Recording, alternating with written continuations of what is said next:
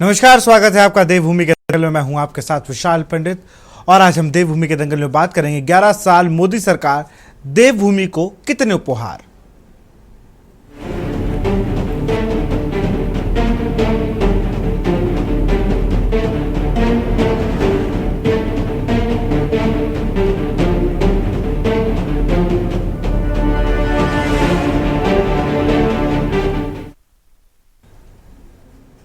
देश के प्रधानमंत्री नरेंद्र मोदी के तीसरे कार्यकाल को शपथ ग्रहण के 1 साल तो 9 जून को पूरे हो जाएंगे, लेकिन 26 मई 2025 को बतौर प्रधानमंत्री नरेंद्र मोदी के पहले शपथ को 11 साल पूरे हो गए हैं। इन 11 सालों में सरकार का कामकाज जहां बीजेपी अभूतपूर्व बता रही है। आपको याद होगा कि जब प्रधानमंत्री देवभूमि आए हैं, पीएम मोदी ने कहा है कि मेरा विश्वास है कि यह दशक उत्तराखंड का होने वाला है। उत्तराखंड विकास की नई ऊंचाइयों पर पहुंचे और आप लोगों का जीवन आसान हो सके, इसके लिए हमारी सरकार पूरी ईमानदारी से काम कर रही है। हमने सीमावर्ती गांवों को अंतिम नहीं बल्कि देश के पहले गांव के रूप में विकसित करना शुरू किया। इसके साथ हमेशा देवभूमि में करोड़ों रुपए की सौगात के साथ ही पहाड़ों का पानी और जवानी व्यर्थ ना हो, इस बात का भी भरोसा देवभूमि की जनता को अपनी घोषणाओं में जताया है। वहीं कांग्रेस ने मोदी सरकार के 11 साल पूरे होने पर इसे बहुत ही निराशाजनक कहकर तंज कसा है। भाजपा का कहना है कि 11 वर्षों में देश ने वो फैसले लिए जो अकल्पनीय और अभूतपूर्व थे। इन वर्षों में देश ने दशकों पुराने बेड़ियों को तोड़ा। देश के साथ ही उत्तराखंड भी हर सेक्टर में आगे बढ़ा। प्रधानमंत्री नरेंद्र मोदी ने उत्तराखंड को हजारों करोड़ों की विकास योजनाओं की सौगात दी है। देवभूमि को कितने उपहार, मोदी के पूरे 11 साल, आज इसी पर चर्चा करेंगे, लेकिन उससे पहले इस रिपोर्ट को देखिए। प्रधानमंत्री नरेंद्र मोदी के लिए उत्तराखंड हमेशा से प्राथमिकता में रहा है। अगर पिछले कुछ वर्षों पर नजर डालें तो हम देख सकते हैं कि उत्तराखंड प्रधानमंत्री मोदी के दिल के बेहद करीब है। आइए बताते हैं वह खास तारीखें जब प्रधानमंत्री मोदी देवभूमि की मिट्टी से जुड़े रहे। प्रधानमंत्री नरेंद्र मोदी 5 नवंबर 2021 को केदारनाथ में विभिन्न विकास कार्यों के साथ ही आदि गुरु शंकराचार्य की मूर्ति लोकार्पित करने के लिए 2021-22 के विधानसभा चुनाव और 23 मार्च 2022 को मुख्यमंत्री धामी की शपथ ग्रहण में उनकी उपस्थिति राज्य के प्रति उनकी प्रतिबद्धता दर्शाती है। 21 अक्टूबर 2022 को केदारनाथ बद्रीनाथ यात्रा, 12 अक्टूबर 2023 को मानसखंड जागेश्वर आदि कैलाश दौरा, 8 दिसंबर 2023 को ग्लोबल इन्वेस्टर समिट और 2 व 11 अप्रैल 2024 को लोकसभा चुनाव के दौरान उनकी मौजूदगी इसका परिणाम है। 28 जनवरी 2025 को राष्ट्रीय खेलों में भागीदारी ने खेलों को भी बढ़ावा दिया। ये सभी यात्राएं दिखाती हैं कि उत्तराखंड उनकी प्राथमिकता में है और वह इसे विकास व आध्यात्मिकता का केंद्र बनाने के लिए प्रतिबद्ध है। इन तमाम दौरों में उत्तराखंड को हजारों करोड़ विकास की सौगात दी गई। वहीं कांग्रेस ने पीएम मोदी के बतौर 11 सालों के बड़े बड़े वादों को खोखले दावों में बदलकर मोदी सरकार ने देश की ऐसी दुर्दशा कर दी है कि अच्छे दिन की बात अब डरावने सपने की तरह लगती है। साथियों, उत्तराखंड की ये भूमि, हमारी ये देवभूमि आध्यात्मिक ऊर्जा से ओतप्रोत है।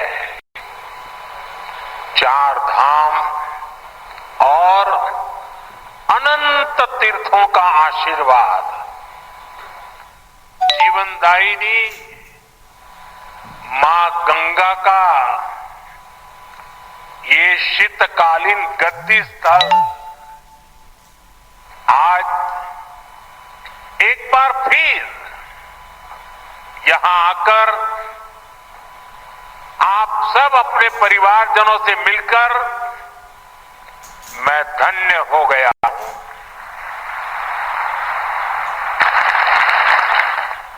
मां गंगा की कृपा से ही मुझे दशकों तक उत्तराखंड की सेवा का सौभाग्य मिला है। कुछ नहीं आया। मोदी जी आए जरूर बहुत बार और बार बार कहा गंगा मैया ने बुलाया है, केदार बाबा ने बुलाया है, उत्तराखंड से मेरा बहुत पुराना रिश्ता नाता है, उत्तराखंड को मैं देश में नंबर 1 राज्य बनाऊंगा। ये सारी बातें उत्तराखंड में कही हैं उन्होंने। लेकिन अगर हम उत्तराखंड की बात करें तो उत्तराखंड की भौगोलिक विषमताएं आप देखिए, आपदा से हमारा चोली दामन का साथ है और आए दिन हमारे वहाँ भू धसाव होता है, भूकंप आता है, अतिवृष्टि, ओलावृष्टि और बादल फटने की घटनाएं होती हैं। तो हमको उस मद में हमें पैसा चाहिए था, हमें विशेष राज्य का दर्जा चाहिए था, हमें आर्थिक पैकेज चाहिए था, हमें ग्रीन बोनस चाहिए, क्योंकि हम 70% से ज्यादा वन आच्छादित प्रदेश हैं और हमारे प्रदेश में फॉरेस्ट एक्ट या एनजीटी की वजह से बड़े बड़े इंडस्ट्रीज और मिल्स नहीं लग पाते, हमारे युवाओं के हाथों को काम नहीं मिल पाता। इसलिए भी पर्यावरण की दृष्टि से जो योगदान उत्तराखंड का है उसके मद्देनजर हमें ग्रीन बोनस दिया जाना चाहिए था। नॉर्दर्न ईस्ट की जो हमारी 7 सिस्टर्स हैं, जो हिमालयी राज्य हैं हमारे ईस्ट में, उनको स्पेशल कैटेगरी स्टेटस मिला हुआ है। उन हिमालयी राज्यों को केंद्रीय बजट में उनके लिए अलग से बजट का प्रावधान है, जम्मू कश्मीर के लिए अलग से बजट का प्रावधान है, हिमाचल के लिए बजट का प्रावधान है, उत्तराखंड के लिए क्यों नहीं? वहीं कांग्रेस ने मोदी सरकार के 11 सालों के निराशाजनक बताया तो बीजेपी ने प्रधानमंत्री नरेंद्र मोदी के 11 साल पूरे होने पर कांग्रेस के सवाल पर पलटवार किया।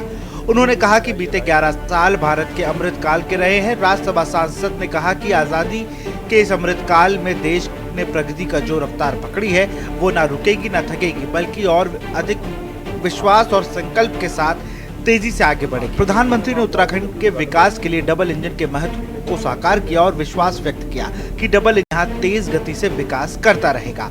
वहीं आने वाले दिनों में भारतीय जनता पार्टी मोदी सरकार 3.0 की पहली सालगिरह को लेकर देश भर में अलग अलग कार्यक्रम की तैयारी कर रही है। सरकार के स्तर पर भी 1 साल पूरा होने को लेकर कार्यक्रम की योजना बनाई जा रही है। सूत्रों के मुताबिक इस केंद्र में ऑपरेशन सिंदूर, जातिगत जनगणना का फैसला और 2047 तक विकसित भारत का रोड मैप आदि बातें रखी जा सकती हैं। डबल इंजन की सरकार में केंद्र से हर कदम पर उत्तराखंड को सहयोग मिला है और उसके कारण उत्तराखंड भी बहुत सारे काम विकास के, चाहे वो ऑल वेदर रोड हो, ऋषिकेश कर्णप्रयाग रेल लाइन हो, देहरादून दिल्ली एक्सप्रेसवे हो, जमनानी बांध की स्वीकृति हो, टोंस बांध की हो, लखवाड़ बांध की हो और अन्य हमारे जल विद्युत योजनाएं, सब क्षेत्र में हमको कृषि के क्षेत्र में, टूरिज्म के क्षेत्र में और आपदा के क्षेत्र में केंद्र सरकार से लगातार हमको आर्थिक और मानवीय दोनों प्रकार का सहयोग मिला है।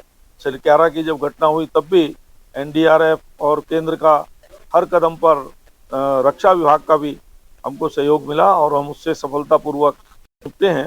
हर कदम पर केंद्र के साथ तालमेल मिलाकर के काम हुआ है और धामी जी के नेतृत्व में भी 25,000 लोगों को लगभग नौकरियां प्रदेश के अंदर मिली हैं, जिसमें कोई भी किसी भी प्रकार की नकल विरोधी कानून बनाने के बाद कोई पेपर लीक या नकल की कोई भी घटना नहीं हुई है। और इसी प्रकार से जो सस्टेनेबल डेवलपमेंट गोल्स हैं उसमें भी नीति आयोग की रिपोर्ट में पहले 10 में से 7 गोल्स में प्रदेश ने देश के अंदर पहला स्थान प्राप्त किया है। ये वैसे तो हम क्षेत्रीय दल हैं और हम उत्तराखंड में चल रहे जो जन समस्याओं को लेकर हमेशा मुखर रहते हैं। तो जब ये बात आई है कि भारतीय जनता पार्टी के जो केंद्र में 11 साल हो गए हैं वो उत्तराखंड के लिए किस ढंग से हैं, तो उत्तराखंड के लिए कोई भी केंद्र की तरफ से कोई ऐसा हम ये कर सकते हैं करिश्मा नहीं हुआ है कि जिससे हम ये कहें कि उत्तराखंड में स्वास्थ्य सेवाएं अच्छी हो गई हैं, शिक्षा अच्छा हो गया है, रोजगार की व्यवस्थाएं हो गई हैं, या फिर हम यूँ कहें कि पलायन जो हम जिसके लिए बार बार हम उत्तराखंड राज्य की हमने मांग की थी पलायन रुक गया, ऐसा कुछ भी नहीं हुआ है। तो हम इसको उत्तराखंड के लिए कैसे बेमिसाल माने? बस इसको बार एक यही कह सकते हैं कि एक बार पुनः जो भारतीय जनता पार्टी के जुमले होते हैं वो इस 11 साल को पूर्ण होने पे वो उन्हें एक जुमला कह दिया है। कई सालों से पहाड़ पर पहाड़ जैसी जिंदगी काटना बेहद मुश्किल दौर रहा है। आपको बता दें कि प्रदेश का जन्म हुए 25 साल हुए हैं। उत्तर प्रदेश से अलग होने के बाद विकास के कामों में बेहद मुश्किल दौर रहा। धीरे धीरे समय बीतता प्रदेश के हालात सुधार की दिशा में कदम बढ़ाया गया। वैसे तो प्रदेश में कांग्रेस भाजपा दोनों की सरकारों ने पहाड़ के विकास को लेकर दावे बहुत किए, लेकिन विकास धरातल पर नहीं दिखा। देश के प्रधानमंत्री नरेंद्र मोदी के आने के बाद बीते इन 11 सालों में पहाड़ की दिशा और दशा में काफी सुधार देखने को मिला। जिस पहाड़ पर चलना मुश्किल हो, अब उससे मेरे पहाड़ जल्द रेलगाड़ी पर दौड़ने वाले हैं। इससे आप खुद अंदाजा लगा लीजिए कि 11 सालों में सरकार के आने से विकास और क्या गति मिली है। तभी काम को देखकर पहाड़ की जनता ने भी 2 दशक से भाजपा की सरकार को ही चुना है। Uttarakhand desk report. और इसी पे चर्चा करेंगे। हमारे साथ रविंद्र कुमार जी हैं, प्रदेश प्रवक्ता बीजेपी, शीशपाल बिष्ट हैं, प्रदेश प्रवक्ता कांग्रेस, देवचंद उत्तराखंडी हैं, केंद्रीय प्रवक्ता यूकेडी, एसएन सचान है, राष्ट्रीय सचिव समाजवादी पार्टी, और मनोज ध्यानी जी हैं, राजनीतिक विश्लेषक। मनोज ध्यानी जी का ही रुख करूंगा। मनोज जी, बहुत बहुत स्वागत है आपका। मनोज जी, 25 साल का उत्तराखंड, और 25 साल उत्तराखंड को आप लोगों ने वो दौर भी देखा जब उत्तर प्रदेश का हिस्सा हुआ करता था और जब उत्तराखंड अलग भी हुआ। कैसे चीज़ों में बदलाव आया और इन 11 सालों में क्या बदलाव आया है उत्तराखंड में?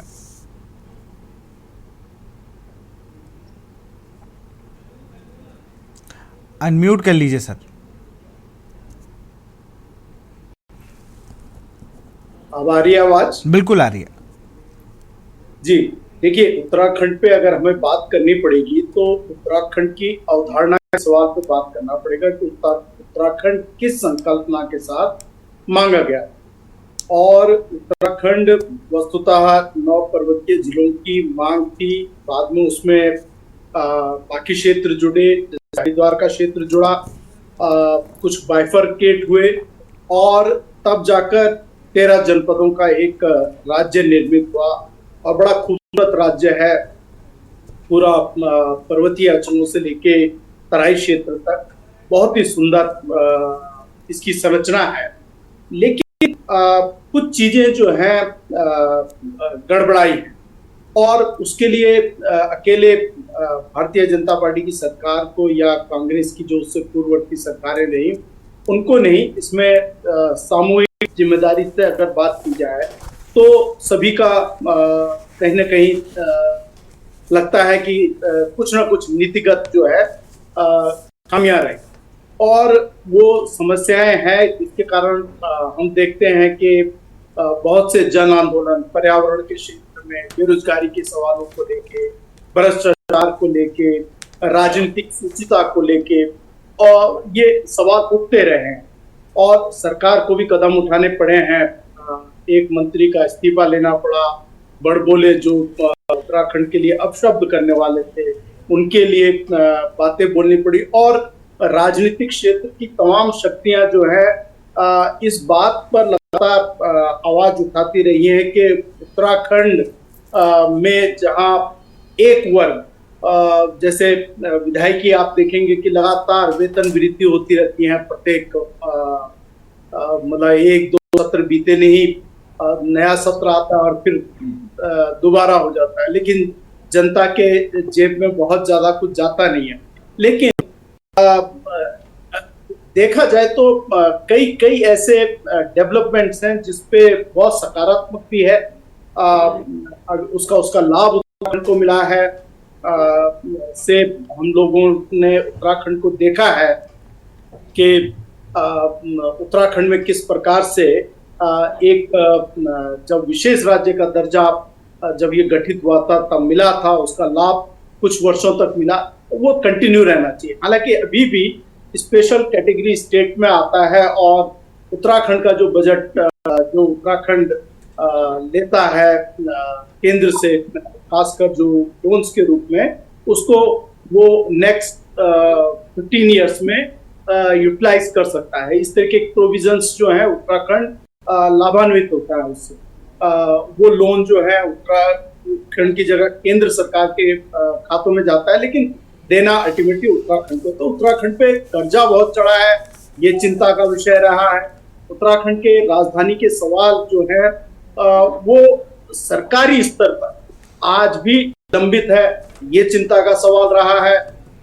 हमारी परियोजनाओं में उत्तराखंड के लोगों का हित, उनके हिस्से जो आना चाहिए, वो प्रश्न है कि वो अधिक से अधिक हमें रॉयल्टी मिलनी चाहिए। कि अगर हमारे वाटर बॉडीज पे अगर हाइडल प्रोजेक्ट्स बन रहे हैं तो वो उत्तराखंड को नहीं मिल पाता, या उत्तराखंड के जो अधिकार क्षेत्र हैं वो उसमें 5 अन्य राज्यों को मिला दिया जाता है, केंद्र सरकार भी रहती है। उत्तराखंड की से उसमें एज ए जहां इंडिविजुअल उत्तराखंड को थोड़ा मुझे लगता है कम ध्यान दिया जा रहा है जी, है ना। तो उत्तराखंड के सवाल है अपनी जगह, लेकिन उत्तराखंड एक ऐसा राज्य है जिसने पूरे देश में सबसे पहले नकल विरोधी कानून निर्मित करके आऊंगा मनोज उन्हें धानी जी, देने फिर की से आपके कोशिश पास की। आऊंगा, जरा ये- और भी सवाल लूंगा, जरा राजनीतिक दल के कुछ महानुभाव भी हमारे साथ जुड़े। सबसे पहले मैं एसएन सचान जी का रुख करूंगा, राष्ट्रीय समाजवादी पार्टी के डॉक्टर एसएन सचान जी। पार्टी तो अभी विस्तार कर रही है, लेकिन आप ने उत्तराखंड को शुरुआती दौर से अभी तक देखा है, क्या बदलाव आए हैं उसमें, और आप क्या बदलाव चाहते हैं? एसएन सचान जी।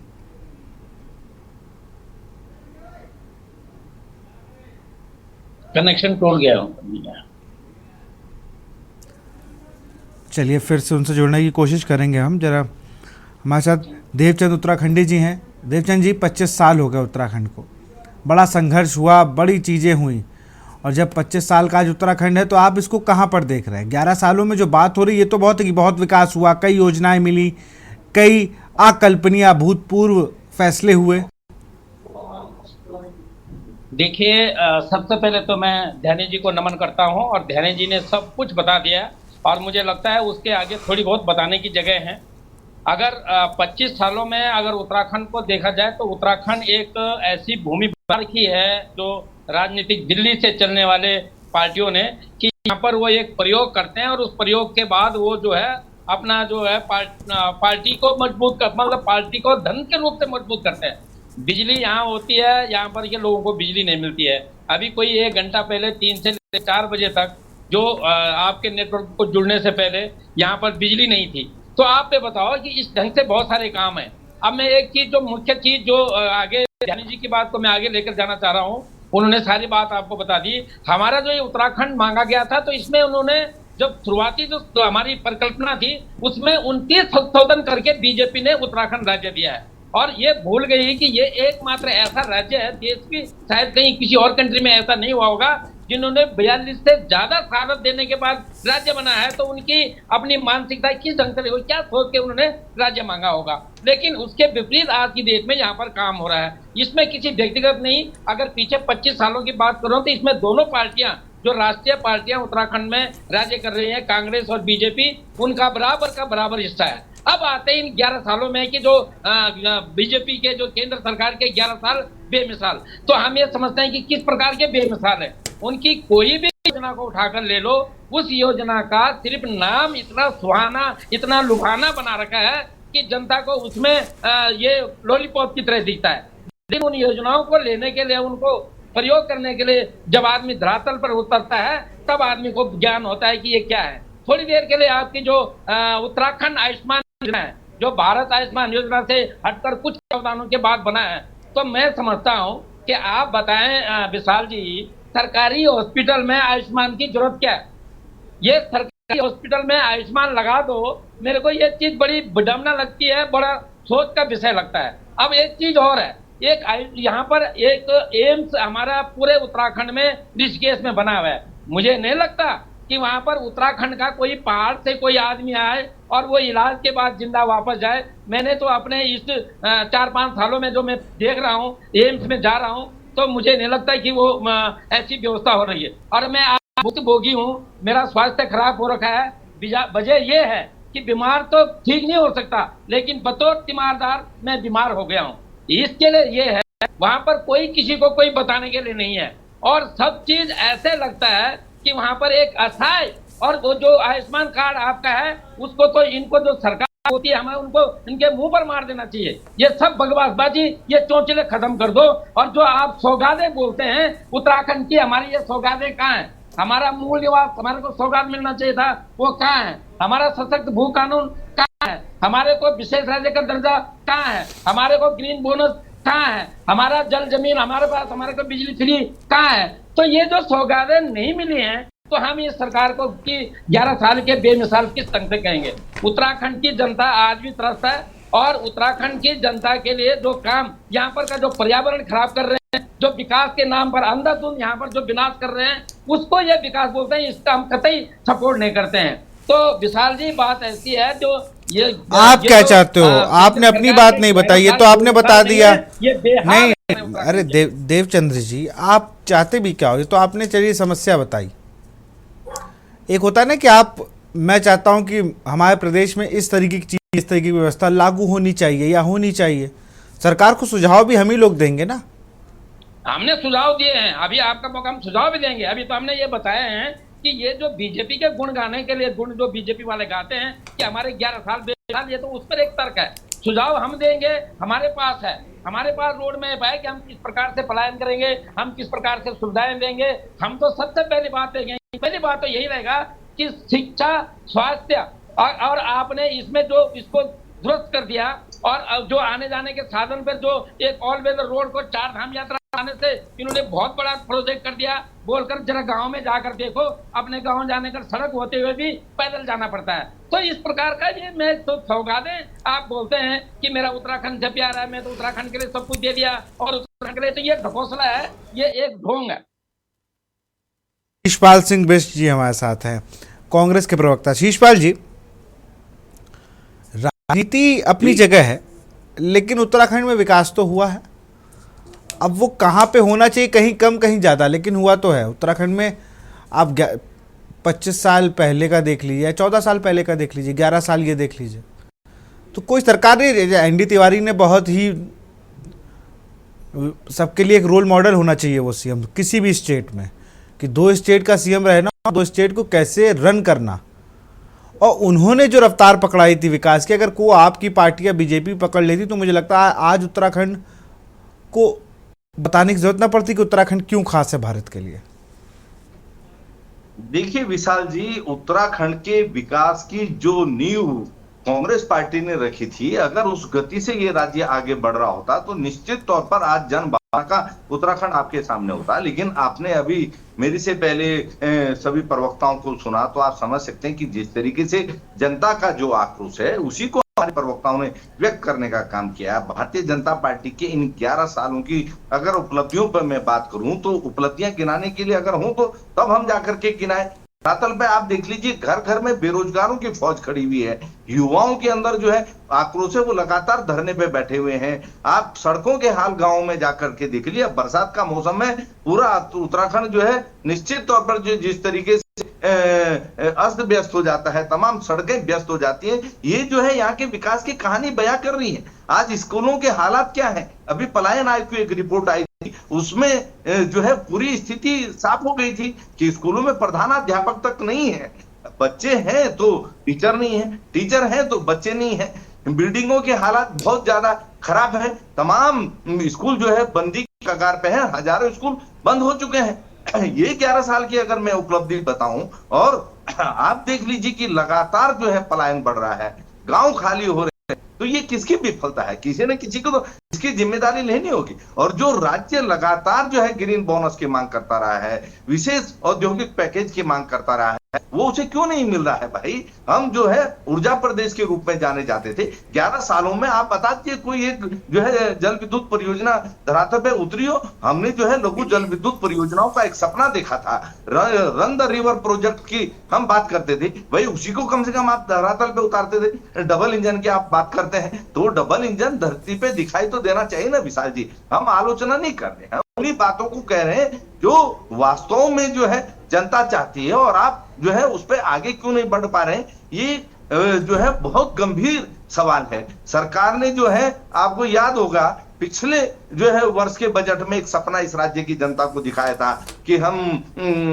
जो है यहाँ पर जो हॉर्टिकल्चर है उस क्षेत्र में 70,000 पॉली हाउस का जाल बिछाएंगे। वो 70,000 पॉली हाउस कहाँ है, मैं पूछना चाहता हूँ। पॉली हाउस तो धरातल पे नहीं उतरे, उल्टा उद्यान घोटाला हो गया। जो माननीय हाईकोर्ट को जो है सीबीआई जांच के आदेश देने पड़े।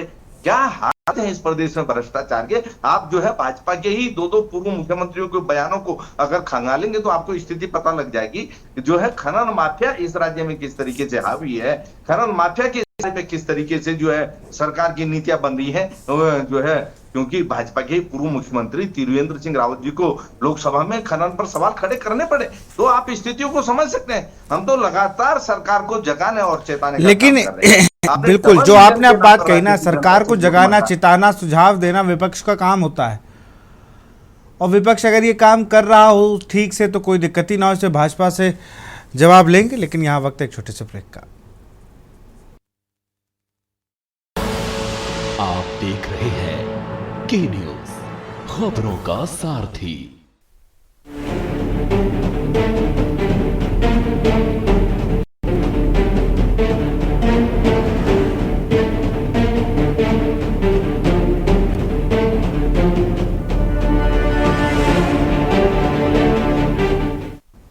करूंगा रविंद्र कुमार जी का, प्रदेश प्रवक्ता है बीजेपी के। रविंद्र जी, तीनों ही वक्ताओं की बात अब सुनिए, अब एक एक करके आपको जवाब देना होगा भाई, कि क्यों आयुष्मान कार्ड सरकारी अस्पतालों में उनका क्या रोल है, या बात की जाए जो ये खनन की बात हो, खनन की बात को लेकर बड़ा आप लोगों पर वो हो रहा है फोकस आपकी सरकार पर, तमाम विकास के मुद्दे हों, कांग्रेस लगातार आप पर या विपक्ष हमलावर है। अभी आपने सुना होगा मुझे लगता है अभी आपने अपने एयरबड्स लगाए, तो आपको बताओ देवचंद उत्तराखंडी ने कहा कि सरकारी अस्पताल में आयुष्मान कार्ड का उपयोग क्या है, जरा बताइए, क्योंकि वहाँ तो वैसे भी स्वास्थ्य सेवाएं बहुत उतनी महंगी नहीं होती। वहीं अगर बात करें तो कांग्रेस के प्रवक्ता ने भी आपकी सरकार पर आरोप लगाए कि सिर्फ चल रहा है, हो कुछ नहीं रहा, सिर्फ बातें चल रही हैं। ध्यानी जी ने भी कई पॉइंटर आपके समक्ष रखे। रविंद्र कुमार जी, अनम्यूट कर लीजिए।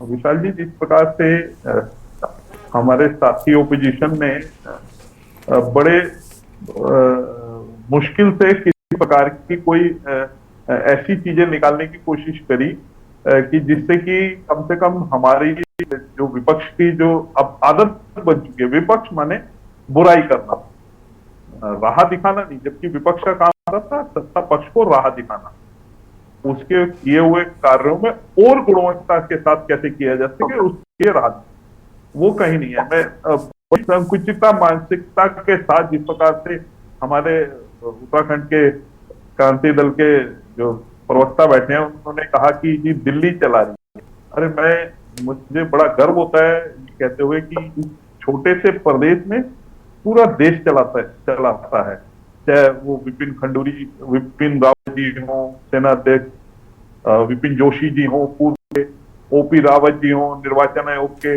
और अभी सीडीएस अनिल चौहान जी हो, तो तमाम ऐसे लोग हैं, चाहे डोभाल जी एनएसए के प्रमुख, ये देश चलाने वाले लोग जो है हमारे इस छोटे से प्रदेश से आते हैं। तो ये कह देना कि दिल्ली से चलाते हैं बड़ी छोटी मानसिकता दर्शाता है कि मुझे लगता है कि यूपीडी जी जैसे जो क्षेत्रीय दल है उसे तो अपने हीरोज को बताने में शर्म आती है, या कहीं ना कहीं ये भी उसी कांग्रेस की मानसिकता, विपक्ष का काम सिर्फ बुराई करना है। उनमें क्या क्या परिवर्तन आया इस प्रदेश के अंदर, मुझे अच्छे से याद है इन 11 सालों में, क्योंकि ये प्रधानमंत्री जी द्वारा केदारनाथ के 750 करोड़ से ऊपर का पुनर्निर्माण कार्य के लिए बजट देना हो, बद्रीनाथ धाम महापरिनिर्माण के लिए 5.5 करोड़ रुपए से ऊपर का बजट हो, 2423 करोड़ रुपए का गौरीकुंड, केदारनाथ, गोविंद घाट, हेमकुंड साहिब रोपवे की रचना हो। क्योंकि क्यों है ऐसा कि हमारे क्षेत्र में, हमारे प्रदेश में तीर्थाटन और पर्यटन ही सबसे बड़ा रोजगार का भी साधन है, और कहीं ना कहीं इस प्रदेश के अंदर, इस प्रदेश के अंदर जो लोग यहाँ पे तीर्थाटन पर्यटन के लिए आते हैं वो कहीं ना कहीं हमारे छोटे व्यापारी से लेके और बड़े व्यापार तक सबको कहीं ना कहीं छूते हुए जाते हैं, सबका कहीं ना कहीं भला करके जाते हैं। तो इस और जिस प्रकार से 2014 के बाद जो गति आज माननीय प्रधानमंत्री मोदी जी के नेतृत्व में और भारतीय जनता पार्टी की सरकार में माननीय प्रधानमंत्री जी के नेतृत्व में जिस प्रकार से काम चल रहा है इस प्रदेश के लेकर, तो मुझे लगता है कि आने वाला समय जो माननीय मोदी जी ने कहा था कि ये समय उत्तराखंड का होगा, वाकई में ये समय आने वाला। लेकिन बड़ा सवाल है, आपने कुछ चीजों का जवाब नहीं दिया। जल विद्युत परियोजना अब तक क्यों नहीं लागू हुई? और पॉली हाउस वाली जो योजना थी वो क्यों नहीं लागू हुई?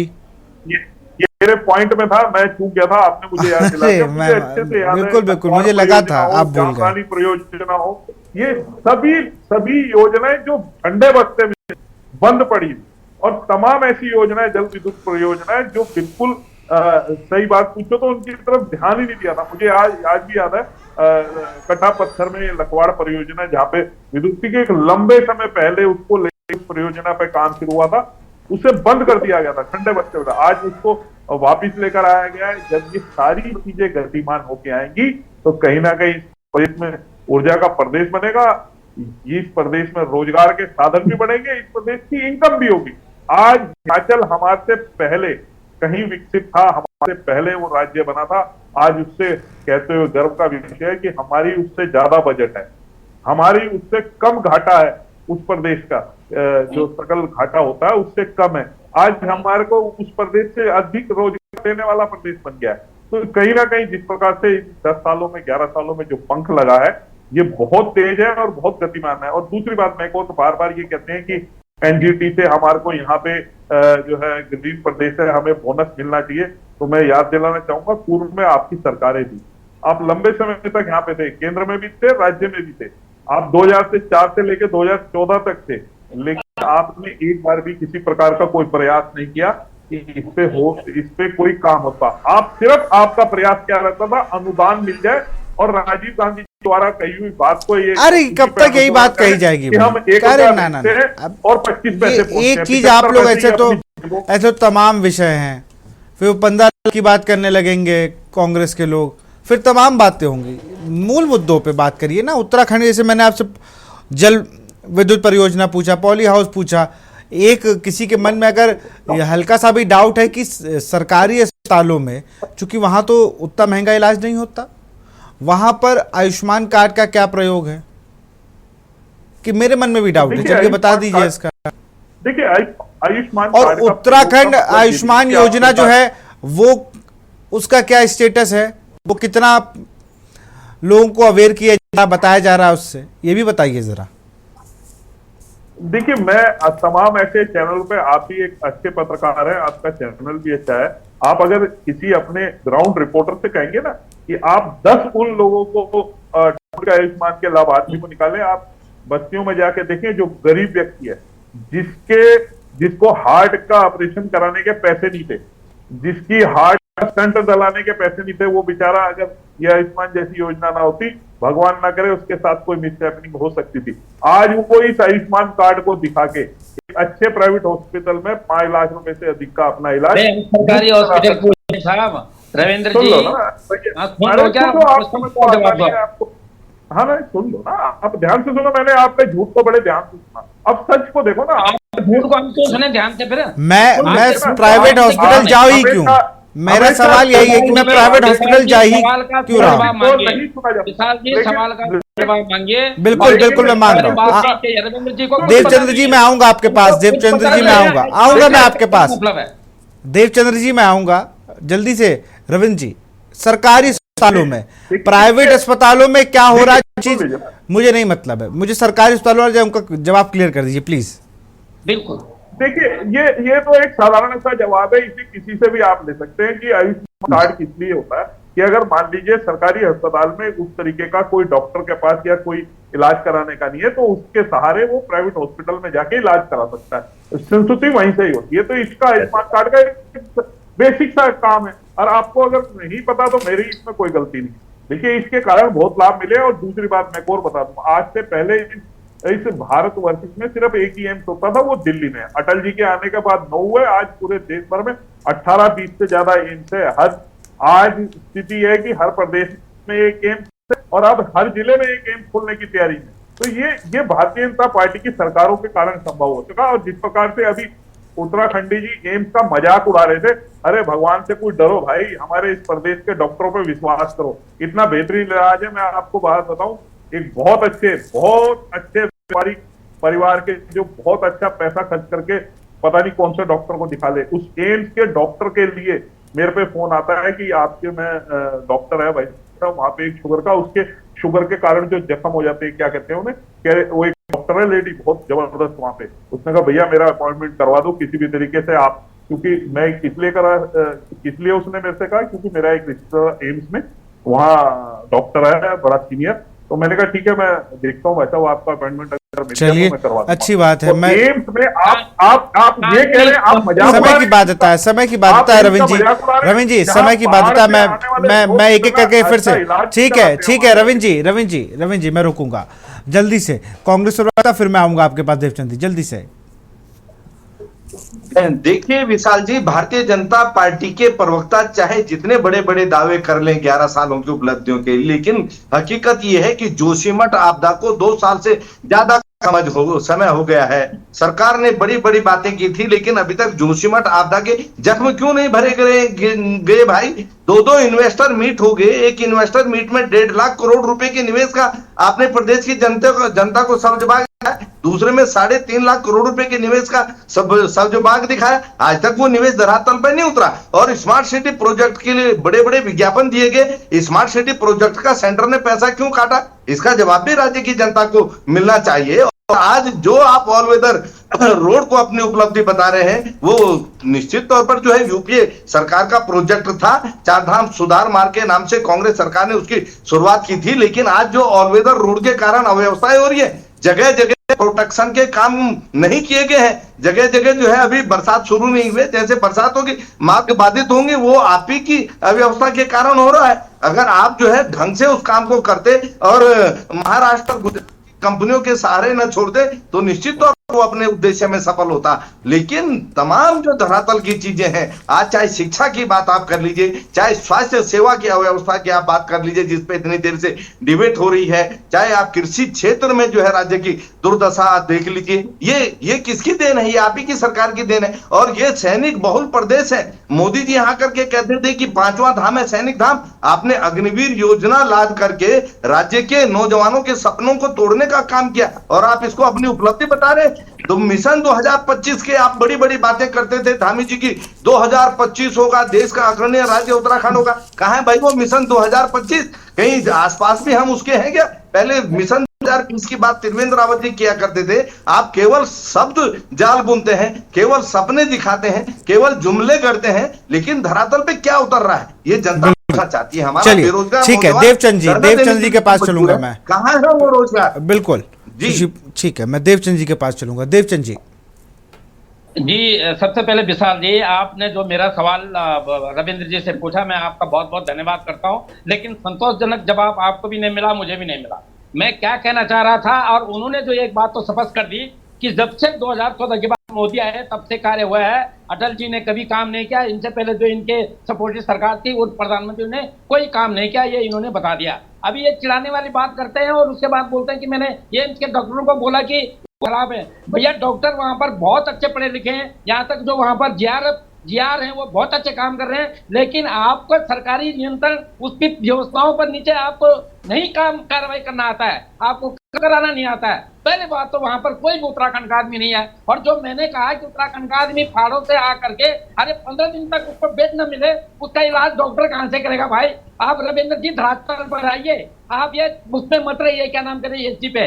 आपको मैं कहता हूँ आप धरातल पर आइए और आपको दिखाएंगे। और आ जाओ जल्दी से, आपके कार्यालय के सामने दून जो मेडिकल कॉलेज बना हुआ है, इनके बाथरूम देखिए और इनका स्टाफ क्या वहां पर गाना गा रहा है। आपको कुल मिला करके बीजेपी का जो 2014 के गुणगान गाने अलावा कुछ नहीं है। दूसरी बात, अभी आपके कहने के अनुसार जो आपके पूर्व मुख्यमंत्री ने हमारे सेनाध्यक्ष जो थे खंडूड़ी जी, उसके बाद आपका त्रिवेंद्र जी, या उसके बाद तीरथ जी, उसके बाद जो आपका कोश्यारी जी, ये बड़े आपके हिसाब से इन्होंने कोई काम नहीं किया, सिर्फ और सिर्फ धामी ने काम किया। और आपका योजनाओं का पुलिंदा में पढ़ने के लिए मेरे पास समय नहीं देंगे विशाल जी। ये क्या जो मैं बताऊंगा योजना क्या है, क्या आपने लॉलीपॉप दे दिया और धरातल पर क्या है। एक योजना बताता हूँ, इसका नाम है मुख्यमंत्री आंचल अमृत योजना। इसमें क्या है, बच्चों को एक आप जो है इसको जो फोर्टिफाइड मीठा और दूध दे। मैं बताऊंगा, मैं ध्यानी जी से पूछना चाहता हूँ, उनका संपर्क है, किस आंगनबाड़ी में दूध मिलता है? भाई रविंद्र जी आइए मेरे साथ, पहाड़ में चलिए, यहाँ पर बैठ करके ये मत बोला करो। देवचंद जी, मेरे पास समय की बाध्यता है, समय की बाध्यता होने के कारण मैं माफी चाहूंगा। मैं देवचंद जी आपसे माफी चाहूंगा। मैं मनोज ध्यानी जी को फाइनल कमेंट के लिए आमंत्रित करता हूँ। मनोज ध्यानी जी, राजनीतिक दलों के पास अपने अपने विषय हैं, लेकिन मूल विषय जो अभी भी उत्तराखंड के लोगों का है वो युवाओं को रोजगार, युवाओं को कैसे आगे बढ़ाया जाए, और उत्तराखंड की संस्कृति जो उत्तराखंड को हम लोगों ने देखा है अब तक, उसको संजो के कैसे रखा जाए। ये एक बड़ा मोटिव होना चाहिए सरकार को, और उस संस्कृति को पूरे विश्व भर में बताया जाए कि उत्तराखंड क्यों खास है। ये मोटिव हो सरकार का, तो चाहे 11-22 हम लोग कोई चर्चा करें तो और अच्छा लगेगा। 11 सालों में उत्तराखंड में इस तरीके के बदलाव हुए, लेकिन संस्कृति जो वहाँ की है वो नहीं खत्म हुई। मनोज जी।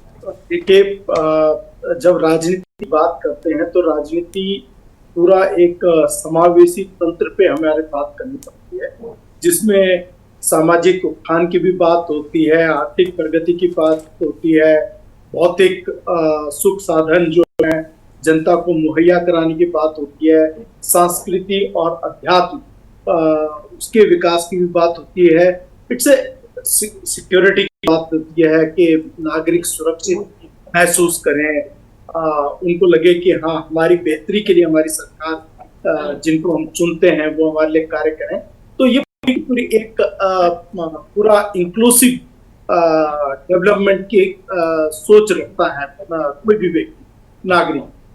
जैसे हमारे केंद्र सरकार है, केंद्र सरकार का फाइनेंशियल ईयर 25 का ही है, इसी में लगभग 27 लाख करोड़ रुपया रेवेन्यू जनरेट किया है सरकार ने, और बताया गया है कि ये 13% रेवेन्यू ग्रोथ हुई है।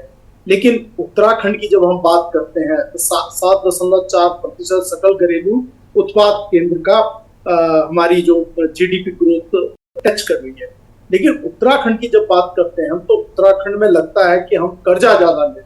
अगर पिछली बजट की बात करें जो अभी इस बार प्रस्तुत किया गया था तो उसमें 36,000 करोड़ रुपया मतलब लगभग 1,07,000 करोड़ के आसपास का बजट था। उसमें से 36,000 करोड़ जो है कर्जा लिया गया, और इस 36,000 करोड़ में 36,000 करोड़ में अगर स्टार्टअप के लिए जो दिया गया था जी बेहतर बता सकते हैं, उसमें स्टार्टअप के लिए जो एलोकेशन है वो मात्र 35 करोड़ रुपया है। अब आप सोचिए 35 करोड़ में हम 36,000 रुपया जो कर्जा ले रहे हैं उसमें ब्याज भी जुड़ेगा, उसको कैसे लौटाएंगे? तो जो रेवेन्यू मॉडल्स हैं जो विकसित किए जाने चाहिए वो रेवेन्यू मॉडल्स विकसित नहीं हो रहे।